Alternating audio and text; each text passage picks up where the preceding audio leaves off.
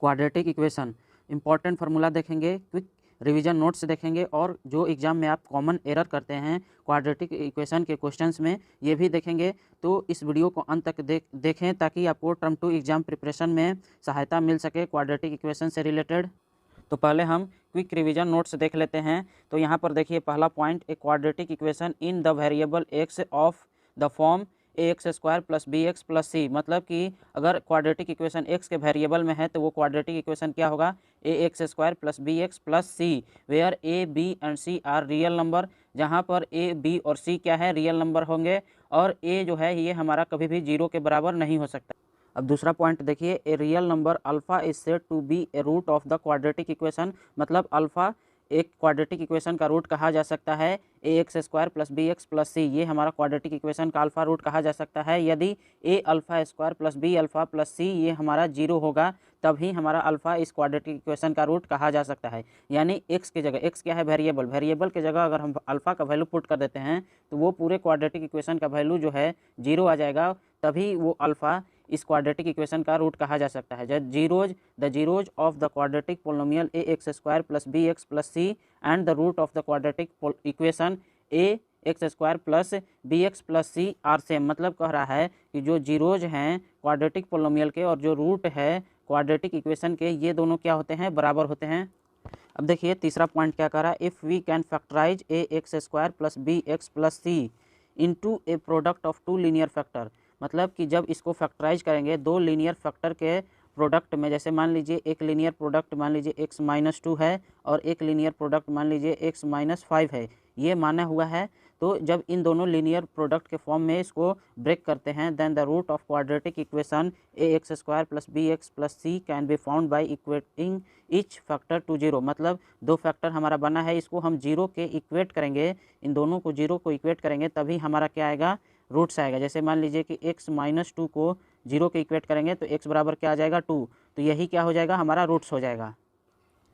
Quadratic formula, the roots of quadratic equation a x square plus b x is equal to zero are given by. मतलब ये क्या है हमारा, इस quadratic equation का zeros निकालने का ये हमारा फार्मूला है, minus b plus minus under root b square minus 4ac upon 2a provided b square minus 4ac greater और इक्वल टू जीरो। ये हमारा होना चाहिए तभी हमारा ये फार्मूला लगेगा। तो यहाँ पर देखिए एक quadratic equation has two distinct real root. मतलब एक क्वाड्रेटिक इक्वेशन का दो रियल रूट कब होगा, जब बी स्क्वायर माइनस 4ac बड़ा होगा यानी पॉजिटिव होगा। जब B square minus 4ac positive होगा तो टू रियल रूट होंगे। अगर बी स्क्वायर माइनस 4ac ये हमारा जीरो के बराबर होगा तो टू इक्वल रूट, यानी कि दोनों रूट होंगे लेकिन दोनों बराबर होंगे। अगर B square minus 4ac negative होगा तो कोई भी रियल रूट नहीं होगा।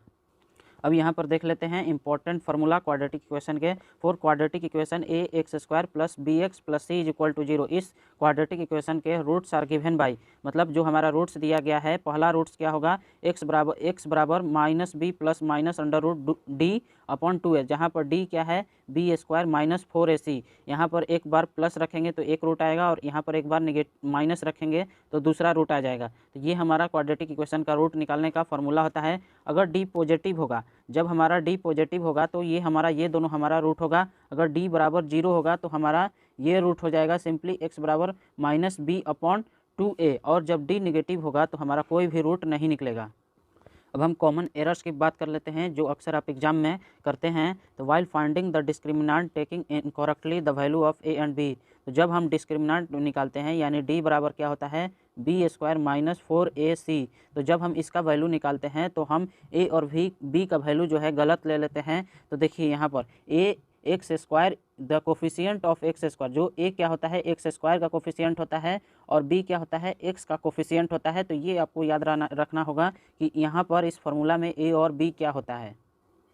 Incorrectly consider to consecutive even integer x and x plus 1। मतलब दो कंसेक्यूटिव इवन इंटीजर्स को आप x और x प्लस 1 मान लेते हैं तो ये हमारा गलत है, क्योंकि इंटीजर्स इवन इंटीजर्स हर दो के बाद आते हैं। मतलब दो का डिफरेंस रहता है, यानी पहला x होगा, जैसे यहाँ पर देखिए 2 4 6 8, तो ये कंसेक्यूटिव इंटीजर्स हैं, इवन इंटीजर्स हैं। तो देखिए दो का गैप है तो पहला हम x मानेंगे तो दूसरा क्या मानना होगा, x प्लस 2। तो यहाँ पर देखिए तो इसके लिए हम इसको करेक्ट करने के लिए जब हमारा इवन दे, इवन इंटीजर दो कंसेक्यूटिव, तो एक एक्स मानना है और दूसरा क्या मानना है, x+2, और यही इवन और ऑड दोनों के साथ यही हमारा मानना होगा, एक और एक्स मानेंगे तो एक x+2।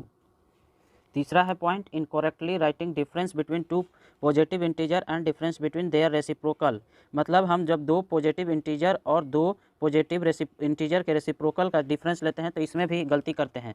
तो जैसे देखिए, एक नंबर है 4 और एक नंबर है 2, तो इन दोनों के बीच रेसिप्रोकल लेंगे तो बड़ा कौन सा होगा, ये देखना बहुत ज़रूरी है। क्योंकि मान लीजिए कि ये 4 - 2, तो यहाँ पर तो 4 बड़ा था, लेकिन रेसिप्रोकल में क्या हो जाएगा, 1/4 और 1/2 हो जाएगा। तो यहाँ पर जो बड़ा होगा 1/2 होगा, तो यानी कि 1/2 में से हम घटाएंगे 1/4 को। तो आप गलती क्या कर देते हैं कि यहाँ पर देखते हैं कि 4 बड़ा है, तो रेसिप्रोकल में भी आप 4 ही को कर देते हैं, यानी 1/4 - 1/2। तो ये क्या है, हमारा गलत है। तो इसीलिए ये भी आपको एग्जाम में एरर नहीं